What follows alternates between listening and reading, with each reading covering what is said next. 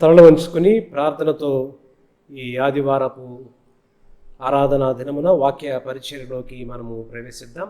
ప్రార్థన చేసుకుందాం. ప్రార్థన. మమ్మల్ని మికిలిగా ప్రేమిస్తున్న మా ప్రియ పరలోకపు తండ్రి యేసయ్య, మీ ఘనమైన నామమునకు స్తుతులు స్తోత్రములు తెలియచేస్తూ ఉన్నాము.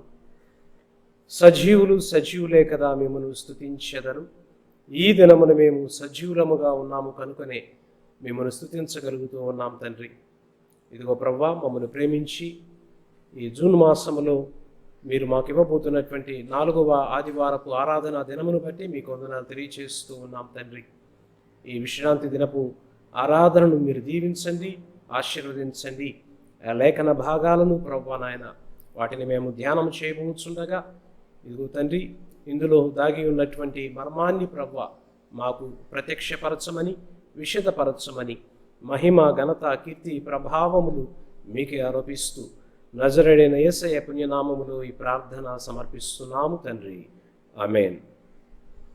మన తండ్రి అయిన దేవుని యొక్కయు మన రక్షకుడైనటువంటి యేసు క్రీస్తు ప్రభు యొక్కయు మనను అనుక్షణము ఆదరిస్తూ నడిపిస్తూ బలపరుస్తున్నటువంటి పరిశుద్ధాత్మ యొక్కయు శక్తి కలిగినటువంటి నామములో మీ అందరికీ శుభములు తెలియచేస్తూ ఉన్నాము. ప్రభునందు ప్రియమైనటువంటి దేవుని బిడలారా, మరొక ఆదివారపు ఆరాధనా దినములోనికి దేవాది దేవుడు మనను నడిపించిన విధానాన్ని బట్టి ముందుగా దేవాది దేవునికి కృతజ్ఞతాస్తుతులు తెలియచేయబద్ధులమై ఉన్నాము. సో దక్షిణ ఇండియా సంఘ క్రమమును అనుసరించి ఈ ఆదివారము కొరకై ఏర్పాటు చేయబడినటువంటి ధ్యానాంశముగా మనం చూసినట్లయితే సాక్ష్యమిచ్చు శిష్యుడు అనేటువంటి అంశాన్ని దక్షిణ ఇండియా సంఘం వారు ఈ జూన్ మాసము 4వ ఆదివారపు ఆరాధన కొరకై అంశముగా ఇవ్వటం జరిగింది. The theme set for us for today's meditation is discipleship as witness. Discipleship as witness. సాక్ష్యమిచ్చు శిష్యుడు అనేటువంటి అంశాన్ని మనము ఈ జూన్ మాసపు 4వ ఆదివారపు ఆరాధన దినాన మనము ధ్యానం చేయబోతూ ఉన్నాం. దానికి ముందుగా మనము ఈ ప్రస్తుత ఈ కోవిడ్-19 నేపథ్యంలో జరుగుతున్నటువంటి ఈ యొక్క విషయాలను ఒకసారి పునరావృతం చేసుకున్నప్పుడు మరి దాదాపుగా ప్రపంచంలో అగ్ర రాజ్యాలుగా అగ్ర దేశాలుగా పిలువబడుతున్నటువంటి అనేకమైనటువంటి దేశాలు ఈ రోజున అతలాకుతలమై మరి ప్రతి దేశము కూడా మరి దేవుని వైపు చేతులు చాచి సహాయము కోరుతున్నట్లుగా మనము చూస్తూ ఉంటున్నాం.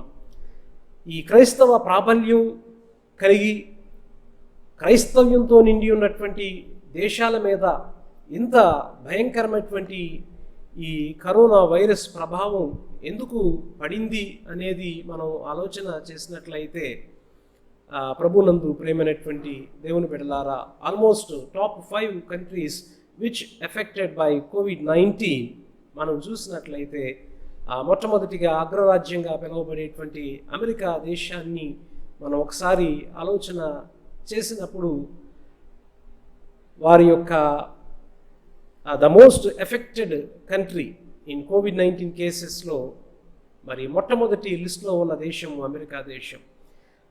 ఏంటి క్రైస్తవ ప్రాబల్యం కలిగి క్రైస్తవ్యం ఎక్కువగా ఉన్నటువంటి ఈ అమెరికా దేశం ఎంతగా ఈ రోజున అగ్రరాజ్యం అడుగు తినేటువంటి పరిస్థితికి ఎందుకు వచ్చింది అని మనం ఆలోచన చేసినట్లయితే, ఇన్ గాడ్ వి ట్రస్ట్ అని వారు కరెన్సీ మీద అయితే మరి ముద్రించుకున్నారు, కానీ వారి జీవితంలో అయితే ఆ యొక్క వాక్యపు నెరవేర్పు అనేది లేనట్లుగా విస్తారమైనటువంటి విచ్చలవిడి పాపము ఈ అగ్రరాజ్యంగా పిలువబడేటువంటి అమెరికా దేశంలో జరుగుతున్నట్లుగా మనము చూస్తూ ఉంటున్నాం. ప్రపంచాన్ని శాసించేటువంటి అగ్రదేశం ఈ రోజున అడుగు తినేటువంటి పరిస్థితికి వచ్చింది అని అంటే పాపము హెచ్చుగా మీరిపోవటమే అనేటువంటి విషయం మనం చూస్తూ ఉంటాం. రెండవదిగా మనం చూసినట్లయితే ఇటలీ దేశాన్ని మనం చూసినట్లయితే మరి తర్వాత ఎక్కువగా ఈ కోవిడ్-19 కేసెస్ ఉన్నటువంటి దేశంగా ఇటలీ దేశాన్ని మనం చూసినట్లయితే మరి అక్కడ మరి ఎంతోమంది క్రైస్తవ్యం వాడుకలో ఉన్నటువంటి ఆ దేశంలో మరి కేథలిక్లకి పుణ్యక్షేత్రంగా పిలువబడేటువంటి ఈ ఇటలీ దేశం ఏంటి ఇంతగా ఎఫెక్ట్ అయింది అని మనం ఆలోచన చేసినప్పుడు where there is hope today there is no hope. Pope గారు ఉన్నటువంటి దేశంలోనే ఈ రోజున దెర్ ఈజ్ నో హోప్, నిరీక్షణ లేనటువంటి పరిస్థితికి వచ్చేసినట్లుగా మనము చూస్తూ ఉంటున్నాం. ఎందుకంటే పరిశుద్ధ గ్రంథం సెలవిస్తుంది, మరి పాపములను క్షమించుటకు మనుష్య కుమారునికి భూమి మీద అధికారము కలదు అని దేవుని యొక్క వాక్యం సెలవిస్తూ ఉంటే, ఈ రోజున భక్తులు విశ్వాసులుగా పిలువబడేటువంటి కథోలిక్ మత విశ్వాసులు అందరూ కూడా మరి వారి వారి యొక్క పాపాలను తీసుకెళ్ళి ఫాదర్ గారి చెవిలోనూ పోప్ చెవిలో చెప్తే, మరి ఒక మనిషికి ఇంకొక మనిషిని క్షమించేటువంటి అధికారం కానీ పరలోకానికి నడిపించేటువంటి అధికారం కానీ ఉందా అంటే వాక్యానుసారంగా బైబిల్ ప్రకారంగా లేదు అనే విషయాన్ని చెప్పాలి. So Italy is the second most affected country in the world. ఇక తర్వాతగా మనం చూసినట్లయితే ప్రభువునందు ప్రియమైనటువంటి దేవుని బిడ్డలారా, జర్మనీ దేశాన్ని మనం చూసినట్లయితే ఈ యొక్క యూరోపియన్ నేషన్స్లో జర్మనీ దేశం మూడవదిగా క్రైస్తవ ప్రాబల్యం కలిగినటువంటి దేశంగా మనం చూస్తాం. మరి ఈ దేశం అంతగా ఈ ఎఫెక్ట్ అవ్వడం గల కారణం ఏంటి అని మనం చూసినట్లయితే, మరి పురుషులకు పురుషులు, స్త్రీలకు స్త్రీలు వివాహాలు చేసుకోవచ్చు, సహజీవనం కలిగి జీవించవచ్చు అనేది చట్టబద్ధంగా తీసుకొచ్చేటువంటి దేశం జర్మనీ. సో దేవుడు ఆదిలోనే ఒక పురుషునికి ఒక స్త్రీని ఆయన నిర్మించినప్పుడు ఒక ఆదాముకు మరొక ఆదామును, ఒక అవ్వకు మరొక అవ్వను దేవుడు నిర్మించలేదు, సృజించలేదు. కానీ ఒక పురుషునికి ఒక స్త్రీని మరి ఆయన నిర్మించినట్లుగా మనం చూస్తూ ఉంటున్నాం. కానీ ఈ యొక్క యూరోపియన్ కంట్రీస్లో మనం చూసినట్లయితే, మోస్ట్లీ ఇన్ జర్మనీ మనం చూసినట్లయితే మరి పురుషులకు పురుషులు, స్త్రీలకు స్త్రీలు వారు అధికారికంగా కలిసి సహజీవనం చేయొచ్చు అనేది చట్టబద్ధంగా దాన్ని చేయటం జరిగింది. సో ఈ రకంగా ఒక్కొక్క దేశంలో అగ్రదేశాలుగా పిలువబడేటువంటి దేశాలన్నింటిలో కూడా ఈ వైరస్ ఇంతగా ప్రబలటానికి, విస్తరించడానికి, వ్యాపించడానికి గల కారణాలను మనం ఆలోచన చేసినప్పుడు ఈ దేశాలలో పాపము విపరీతముగా హెచ్చు స్థాయిలో జరగటమే కారణము అని మనం చూస్తూ ఉంటున్నాం. So it is in this context we are living. ప్రస్తుత నేపథ్యంలో మనం చూసినప్పుడు మరి పాండమిక్ పీరియడ్లో దాదాపుగా మరి 4 నెలలు గతించినవి. ఈ 4 నెలలు మనము స్వీయ నిర్బంధంలోనే ఉంటూ మరి దేవుణ్ణి సేవిస్తూ ఆరాధిస్తూ మనము జీవిస్తూ ఉన్నాము. సో ఇట్లాంటి నేపథ్యంలో ఈరోజు మన ధ్యానాంశము సాక్ష్యమిచ్చు శిష్యుడు, డిసైపుల్షిప్ యాజ్ విట్నెస్. సో 2 ప్రాముఖ్యమైనటువంటి పదాలు ఈ ఉదయకాలపు అంశంలో మనం గమనిస్తూ ఉన్నాం. So one is discipleship and the other is witness. So ఇక్కడ మనం చూసినప్పుడు what is discipleship and who is a disciple. శిష్యత్వము అనగా ఏమిటి, శిష్యుడు అనగా ఎవరు అనేటువంటి 2 ప్రశ్నలను మనం ఒకసారి ఆలోచన చేసినప్పుడు ప్రభునందు ప్రేమైనటువంటి దేవుని బిడ్డలారా, so a disciple is the one who learns, నేర్చుకునేవాడు అని అర్థం వచ్చేటువంటి విధంగా ఈ డిసైపుల్ అనేటువంటి పదానికి నిర్వచనంగా మనం చెప్పుకోవచ్చు. సో ఇక్కడ మనం గమనించినప్పుడు గురువు దగ్గర జాగ్రత్తగా క్షుణ్ణంగా నేర్చుకోగలిగినటువంటి నాడే ఇంకొకరికి నేర్పగలిగేటువంటి స్థానంలో గురువుగా తయారు కాగలడు. సో కాబట్టి ఈ రోజున క్రైస్తవ విశ్వాసులుగా పిలువబడేటువంటి ప్రతి ఒక్కరూ కూడా దేవునికి శిష్యులుగా, దేవుని యొద్ద నేర్చుకునేటువంటి వారుగా, తద్వారా ఈ లోకంలో సాక్ష్యం ఇచ్చేటువంటి వారుగా, సాక్ష్యార్థమైనటువంటి జీవితాన్ని జీవించాలి అనేది దేవుని యొక్క మరి ఆలోచనగా, దేవుని యొక్క చిత్తముగా మనము చూస్తూ ఉంటున్నాం. సో రెండవదిగా ద వర్డ్ విట్నెస్. ఈ విట్నెస్ అనేటువంటి పదానికి ఆలోచన మనం చేసినప్పుడు, so the word witness is nothing but to profess or to proclaim. ప్రకటించుట, ఒప్పుకొనుట అనేటువంటి అర్థాలుగా ఈ సాక్ష్యము లేదా విట్నెస్ అనేటువంటి పదానికి మనము నిర్వచనాలుగా చెప్పుకోవచ్చు. సో ఈరోజు మనకి ఇవ్వబడినటువంటి 3 లేఖన భాగాలను మనం ధ్యానం చేసినప్పుడు, మొదటి పాఠమైనటువంటి పాత నిబంధన గ్రంథ పాఠము రాజులు 2వ గ్రంథము 2వ అధ్యాయము 1వ వచనం నుంచి 15వ వచనం వరకు వ్రాయబడినటువంటి పాత నిబంధన గ్రంథ పాఠము ద్వారా దేవాది దేవుడు ఈ అంశము ద్వారా మనకు ఈ రోజున ఏమి నేర్పించబోతున్నారు అని మనం ఆలోచన చేసినట్లయితే, walking with a destination. So a witnessing a disciple walks with a destination. సాక్ష్యమిచ్చు శిష్యుడు అనేటువంటి అంశములో మొదటి పాఠమైన పాత నిబంధన గ్రంథ పాఠము నుంచి రాజులు 2వ గ్రంథము 2వ అధ్యాయము 1వ వచనం నుంచి 15వ వచనం వరకు వ్రాయబడినటువంటి ఈ మొదటి పాఠము ద్వారా మనం నేర్చుకోబోయేది a witnessing disciple walks with a destination. అనగా సాక్ష్యమిచ్చు క్రైస్తవుడు దేవునిని కలిగి నడుచుటయే తన జీవిత గురిగా పెట్టుకుంటాడు. సో అందులో ఇక్కడ మనం చూసినట్లయితే గురు శిష్యులను ఇరువురిని మనం చూస్తూ ఉంటాం పాత నిబంధన గ్రంథ పాఠంలో. One is Elijah and the other is Elisha. So ఇక్కడ ఈ 2 పదాలకు అర్థాలు మనం చూసినప్పుడు ఏలియా, ఎలీషా. ఏలియా అనేటువంటి పదానికి అర్థము యెహోవాయే దేవుడు. ఎలీషా అనేటువంటి పేరుకు అర్థము యెహోవాయే రక్షణ. యావే is God and God is salvation. ఈ 2 పదాలకు అర్థాలుగా మనము చూస్తూ ఉంటున్నాం. సో ఇక్కడ మొదటి పాఠమైనటువంటి పాత నిబంధన గ్రంథ పాఠము ద్వారా ప్రభుని శిష్యులు సాక్షార్థంగా ఈ లోకంలో జీవించాలి అంటే everyone has to look of the life of Elisha.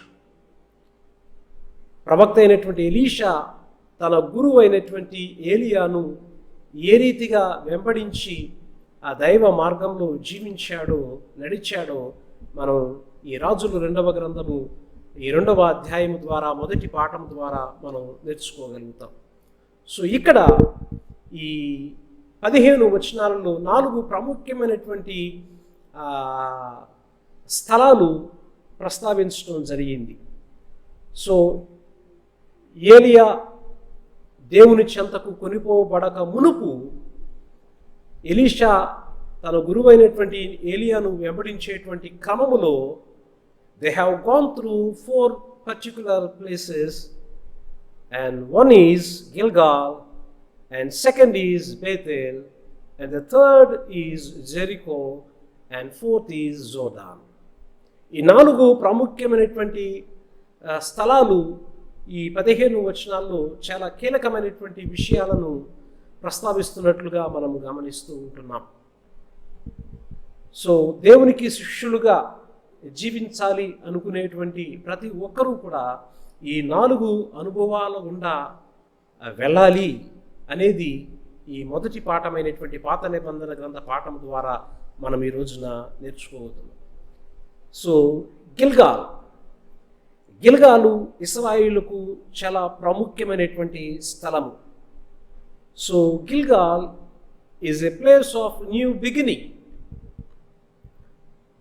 నూతన ప్రారంభానికి ఇశ్రాయేలు జీవితంలో నాంది పలికినటువంటి స్థలము గిల్గాల్. సో కాబట్టి it is a place of safety and it is a place of preparation. Above all it is a place of renewing their covenant with God. దేవునితో వారి యొక్క నిబంధనను నూతనపరుచుకునేటువంటి స్థలముగా ఇశ్రాయేలీలు మాటి మాటికి ఈ గిల్గాలు అనేటువంటి ప్రాంతానికి వచ్చి అక్కడ దిగి సేద తీరి మరలా వారి యొక్క పనులను చేపట్టినట్లుగా మనము ఈ యొక్క పాత నిబంధన గ్రంథంలో మనం చూస్తూ ఉంటున్నాం. So Gilgal represents a place of new beginning, a place of preparation, a place of renewing their covenant with God. So సాక్షార్థమైనటువంటి శిష్యుడిగా జీవించాలి అనుకునేటువంటి ప్రతి ఒక్కరూ కూడా వారు నిత్యము దేవునితో వారి యొక్క నిబంధనలను నూతనపరుచుకుంటూ సిద్ధపడుతూ వారు ఈ లోకంలో వారి యొక్క జీవన యాత్రలను ప్రారంభించాలి అని ఈ గిల్గాలు తెలియచేస్తూ ఉంది. సో గిల్గాలు తర్వాత వారు చేరుకున్నటువంటి రెండవ స్థలము మనం చూసినట్లయితే బేతేల్. సో బేతేల్ పాత నిబంధన గ్రంథ దినాలలో ఈ బేతేల్ స్థలానికి చాలా ప్రాముఖ్యత, ప్రాధాన్యత కలిగిన స్థలముగా మనం చూస్తూ ఉంటున్నాం. ఏంటి ఈ ప్రాముఖ్యత, ప్రాధాన్యత అని మనం ఆలోచన చేసినప్పుడు Bethel is a place of revolution. దేవుడు తనను తాను ప్రత్యక్షపరుచుకున్న స్థలం. దేవుడు మానవునికి తనను తాను రివీల్ చేసుకునేటువంటి స్థలం. A place of revolution, a place of where God became known to man. So కాబట్టి ఈ గిల్గాలు అనుభవం నుంచి ఎవరైతే దేవునితో వారి యొక్క నిబంధనను నూతనపరుచుకుని ఈ లోక యాత్రను ప్రారంభిస్తారో they will get revolutions from God. వారికి దైవ ప్రత్యక్షతలు అనేవి లభిస్తాయి. దేవుడు దిశ దశ వారికి తెలియపరుస్తున్నట్లుగా ఈ బేతేలు అనుభవం తెలియచేస్తుంది. సో గిల్గాలు తర్వాత బేతేలు నుంచి బయలుదేరినటువంటి వారు మూడవదిగా ఎక్కడికి చేరుకున్నారు అని మనం చూస్తే జెరికో. సో ఎరికో ప్రదేశము ఇశ్రాయేలుకు చాలా ప్రాముఖ్యమైనటువంటి జయాన్ని, విజయాన్ని తీసుకొచ్చేటువంటి స్థలము. So it's a place of victory, the power of God to give victory in the day of their battle. వారి యొక్క అనుదిన జీవన యాత్రలో వారికి ఎదురయ్యేటువంటి ప్రతి యుద్ధకరమైన వాతావరణాన్ని వారు జయించినటువంటి అనుభవం మొట్టమొదటిగా ఎక్కడ ప్రారంభమైంది అని అంటే ఇట్ ఈజ్ ఎట్ జెరికో. అది ఎరికోలోనే. సో కాబట్టి గిల్గాలు నూతన ప్రారంభము, దేవునితో వడంబడికను, నిబంధనను నూతనపరుచుకుని సిద్ధపడి ఈ జీవన యాత్రలో ప్రయాణాన్ని ప్రారంభించిన తర్వాత దేవుడు వారికి ప్రత్యక్షమై దిశ దశ అన్నీ కూడా తెలియచేస్తారు.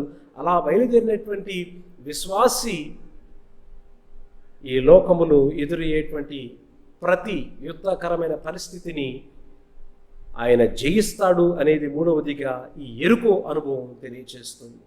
ఆ తరువాతగా మనం చూసినట్లయితే గిల్గాలు, బేతేలు, ఎరుకోని దాటుకున్న తర్వాత వారు ఇరువురు చేరుకున్నటువంటి స్థలము చివరిదిగా మనం చూస్తే యోర్దాను. సో యోర్దాను ఏం తెలియచేస్తుంది అని మనం చూసినట్లయితే యోర్దాన్ ఇండికేట్స్, యోర్దాన్ represents, it says it's the end of wilderness experience and wandering experiences. ఆ అరణ్య అనుభవము ముగించబడింది. వారు వాగ్దాన దేశంలోకి అడుగుపెట్టి ఒక క్రొత్త జీవితాన్ని వారు జీవించడానికి ఈ యోర్దాను అనుభవం అనేది చాలా ప్రాముఖ్యమైనదిగా మనం చూస్తూ ఉంటున్నాం. కాబట్టి ఈ జీవన యాత్రలో దేవునితో కలిసి నూతనమైన జీవితాన్ని ప్రారంభించేటువంటి వారికి దేవుడు తనను తాను ప్రత్యక్షపరుచుకుని వారికి దిశ దశ మార్గోపదేశం చేస్తారు. ఆ రీతిగా వారు ప్రయాణిస్తూ ఉన్నప్పుడు ఎదురయ్యేటువంటి యుద్ధాలన్నీ కూడా యుద్ధాలలో వారు విజయాన్ని పొందుకుంటారు. తద్వారా వారు యోర్దాను అనుభవం అనగా అరణ్య అనుభవం ముగించబడి వాగ్దాన దేశమైనటువంటి క్రొత్త స్థలంలో వారి యొక్క జీవితాలను ప్రారంభిస్తారు అనేది ఇక్కడ మనం చూస్తూ ఉంటున్నాం. సో ఇక్కడ ఏలియా తదనంతరము ఎలీషా దేవుని యొక్క పరిచర్యను కొనసాగించవలసినటువంటి స్థానంలో ఉన్నప్పుడు ఈ 4 అనుభవాల గుండా దేవుడు ఎలీషాను నడిపించినట్టుగా, ఏలియా ద్వారా ఎలీషాను సిద్ధపరిచినట్లుగా మనము చూస్తూ ఉంటున్నాం. So the first reading from the second book of Kings chapter 2 verses 1 to 15 ఏం తెలియచేస్తుంది అని అన్నప్పుడు, a witnessing a disciple walks with a destination. సాక్షార్థమైనటువంటి శిష్యుడు మరి దేవునిని కలిగి నడుచుటయే తన జీవిత గురిగా పరమావిధిగా పెట్టుకుంటాడు అనేది పాత నిబంధన గ్రంథ పాఠమైనటువంటి ఈ రాజులు 2వ గ్రంథము మొదటి 15 వచనాలు 2వ అధ్యాయము తెలియజేస్తున్నాయి. ఇకపోతే రెండవదిగా మనం చూసినప్పుడు పత్రిక పాఠంలోకి మనం చూసినట్లయితే ఆ పత్రిక పాఠము తీతుకు వ్రాసిన పత్రిక 2వ అధ్యాయము, తీతుకు వ్రాసిన పత్రిక 2వ అధ్యాయము మొదటి వచనం నుంచి 15వ వచనం వరకు రాయబడినటువంటి పత్రిక పాఠాన్ని మనం ధ్యానం చేసినప్పుడు ఈ పత్రిక పాఠం ద్వారా దేవుడు ఈ రోజున ఏం తెలియచేస్తున్నాడు అనగా, a witnessing disciple works with a determination.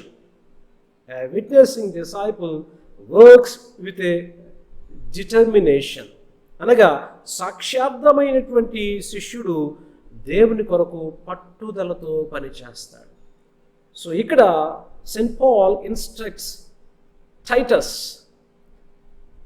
తీతుకు ఈ లేఖ వ్రాస్తూ ఈ 2వ అధ్యాయంలో చాలా ప్రాముఖ్యమైనటువంటి విషయాలు అక్కడ తీతు కాపరత్వము జరిగిస్తున్నటువంటి సంఘానికి పౌలు భక్తుడు కొన్ని ప్రాముఖ్యమైనటువంటి సంగతులు ఆ సంఘానికి రాస్తున్నట్లుగా, తీతుకు తెలియచేస్తున్నట్లుగా మనం చూస్తూ ఉంటున్నాం. సో ఇక్కడ తీతు పరిచర్య చేసేటువంటి సంఘాన్ని మనం ఒకసారి ఆలోచన చేసినప్పుడు, Titus is pastoring in the place called Crete. ఈ క్రీట్ అనేటువంటి పేరు అర్థాన్ని మనం చూసినప్పుడు, the word Crete comes from the Greek word క్రటిజో. క్రటిజో అనేటువంటి గ్రీక్ వర్డ్ నుంచి క్రీట్ అనేటువంటి ఇంగ్లీష్ పదం పుట్టింది. దానికి అర్థం ఏంటి అంటే, ఈ క్రీట్ అనేటువంటి ఊరుకు అర్థం, ఆ పేరుకు అర్థం ఏంటి అంటే, క్రీట్ మీన్స్ టు లై, అనగా అబద్ధమాడుట, అబద్ధాలు మాట్లాడుట, అబద్ధాలే చెప్పుకొనుట అని అర్థం వచ్చేటట్లుగా మనం చూస్తూ ఉంటున్నాం. సో ఇక్కడ తీతు పరిచర్య చేసేటువంటి ఈ సంఘము యొక్క పరిస్థితిని మనం గమనించినప్పుడు, it's a very dangerous city, it's a very wicked city, and it is a city of unsafety, and it is a city of an immorality. చాలా భయంకరమైనటువంటి పాపము హెచ్చుగా జరుగుతున్నటువంటి పట్టణముగా, పాపముతో నింపబడినటువంటి పట్టణముగా, పాపముతో నిండి ఉన్నటువంటి పట్టణముగా మనము చూస్తూ ఉంటున్నాం. సో అటువంటి పట్టణములో సంఘ స్థాపన చేసి తీతు పరిచర్య చేస్తున్నటువంటి దినాలలో ఈ పౌలు తీతుకు ఈ అధ్యాయం ద్వారా చాలా ప్రాముఖ్యమైనటువంటి సంఘపరమైనటువంటి సత్యాలను తెలియచేస్తున్నట్లుగా మనము చూస్తూ ఉంటున్నాం. So Paul is addressing to the church of Titus.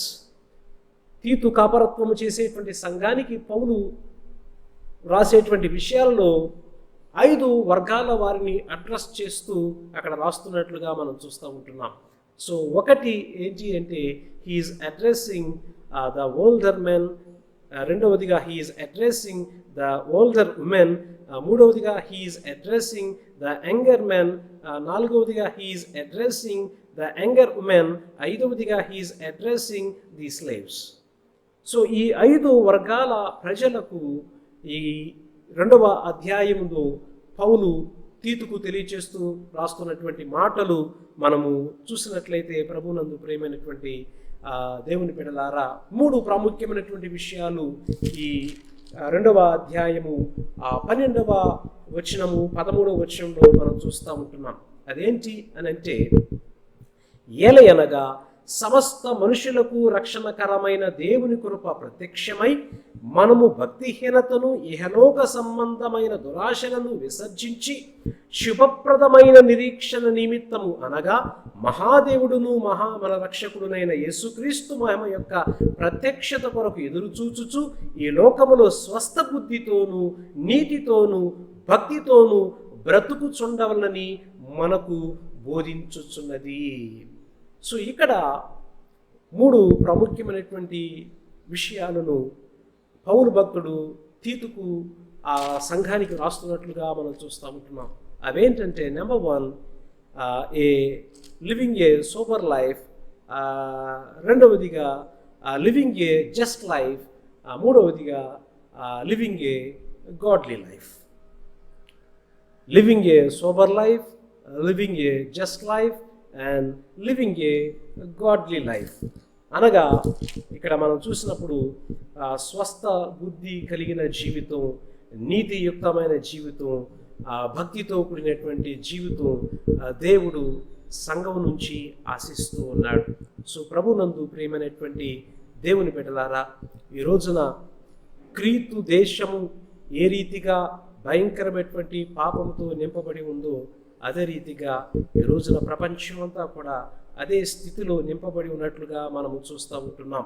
అటువంటి పరిస్థితుల్లో జీవించేటువంటి ఈ దేశంలో క్రైస్తవ సంఘము ఏ రీతిగా జీవించాలి అనేది పౌలు తీతుకు వ్రాసేటువంటి పత్రిక ద్వారా తెలియజేస్తున్నాడు. Living a sober life and living a just life and living a godly life is very much needed in the present age అనే విషయాన్ని ఇక్కడ పౌలు భక్తుడు తెలియచేస్తున్నట్లుగా మనము చూస్తూ ఉంటున్నాం. సో 2వ పాఠమైనటువంటి పత్రిక పాఠం ద్వారా మరి పరిశుద్ధాత్మ దేవుడు మనకి ఏం ప్రబోధిస్తున్నాడు అంటే, witnessing disciple works with determination.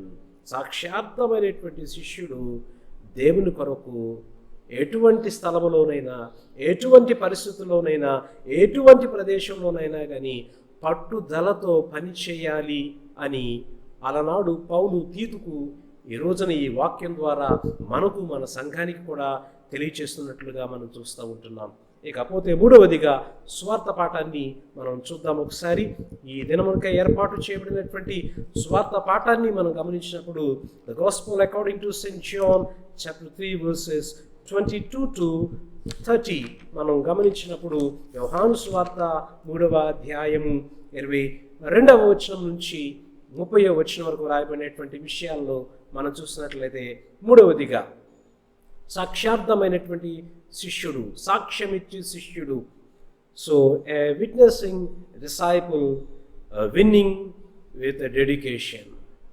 He wins with dedication.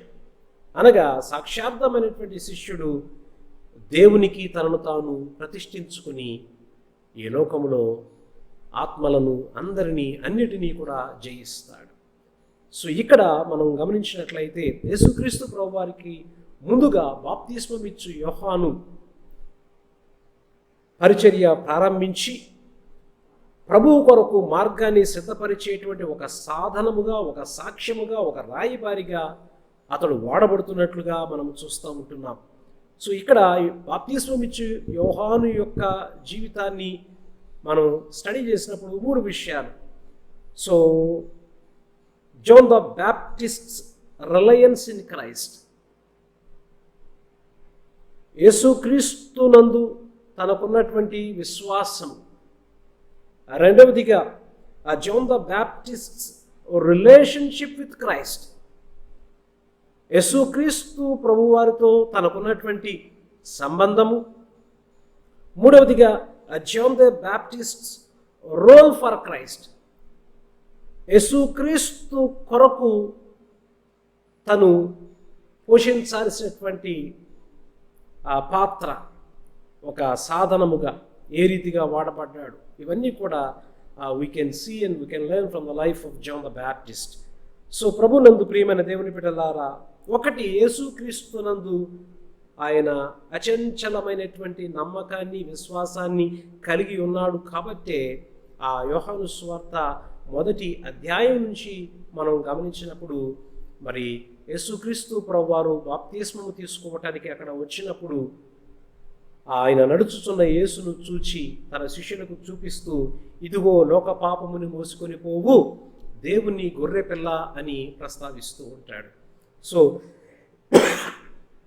బాప్తిస్మం ఇచ్చు యోహాను యేసుక్రీస్తు పట్ల అచంచలమైన నమ్మకాన్ని, విశ్వాసాన్ని కలిగి ఉండటానికి గల కారణం ఏంటి అంటే, యేసుక్రీస్తు పాపమును క్షమించువాడని, యేసుక్రీస్తు పాపిని రక్షించువాడని, యేసుక్రీస్తే పరలోకానికి చేర్చువాడు అనేటువంటి విషయాన్ని రూఢిగా నమ్మినటువంటి వ్యక్తి, తెలుసుకున్న వ్యక్తి, విశ్వసించిన వ్యక్తి.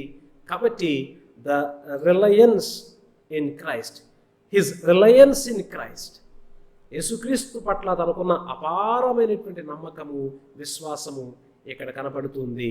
ఈ 3వ అధ్యాయంలో ఆయన హెచ్చవలసి ఉన్నది, నేను తక్కవలసి ఉన్నది అని చెప్తా ఉంటాడు. రెండవదిగా ది రిలేషన్షిప్ విత్ క్రైస్ట్, యేసుక్రీస్తు ప్రభువారితో తనకున్నటువంటి సంబంధ బాంధవ్యాన్ని మనం జ్ఞాపకం చేసుకున్నప్పుడు,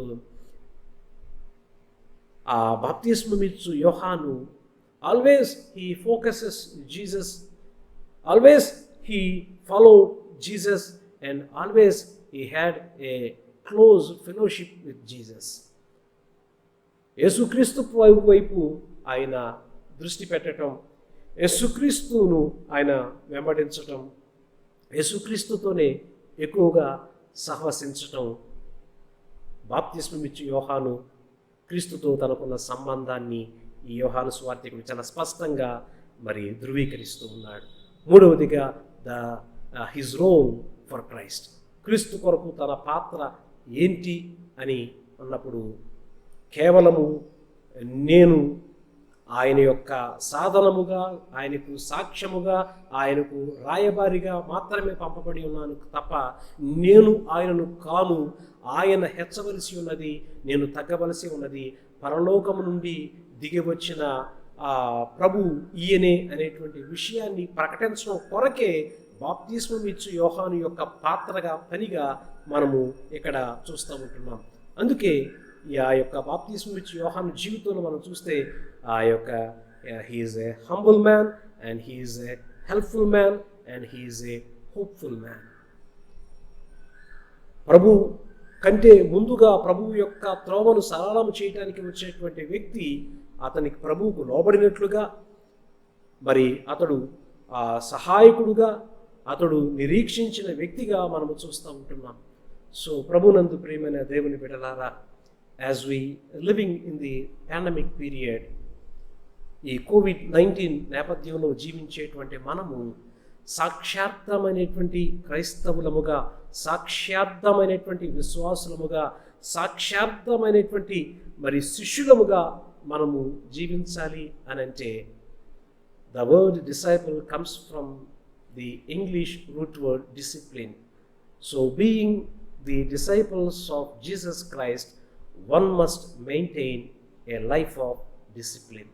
క్రమశిక్షణతో కూడినటువంటి జీవితాన్ని కలిగి ఉన్న వారే అసలైనటువంటి క్రైస్తవ శిష్యుడు, శిష్యురాలు అనేటువంటి విషయాన్ని జ్ఞాపకం చేసుకుంటూ, ఈ లోకంలో మనము సాక్ష్యమిచ్చు క్రైస్తవులుగా ఎలా జీవించాలి అంటే, walking with a destination and working with a determination and winning with dedication.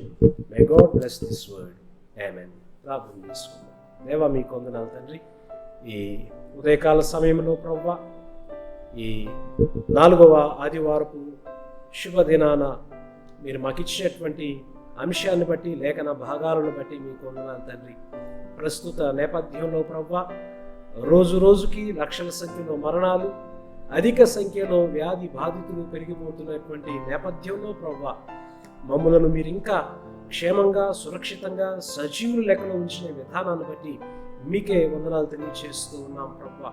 ఇదిగో తండ్రి, మీరు మాకు ఇచ్చినటువంటి ఈ యొక్క ఆధ్యాత్మిక ఆహారాన్ని బట్టి పరలోకపు మన్నాన్ని బట్టి మీకే వందనాలు తెలియజేస్తూ రాబోయే దినాలలో సాక్షాత్మైనటువంటి సేవా జీవితాలను ప్రభువా ప్రతి క్రైస్తవ విశ్వాసి జీవించటానికి మీ యొద్ద నేర్చుకుని మీకు సాధనముగా సాక్ష్యముగా వాడబడేటువంటి నిజ విశ్వాసముగా మేము బ్రతకటానికి మమ్మలను మీ కృపకు అప్పగిస్తూ యేసు నామములో ఈ ప్రార్థన అడిగి వేడుకొంచున్నాం తండ్రి. ఆమేన్. దేవుడు దీవించుగాక.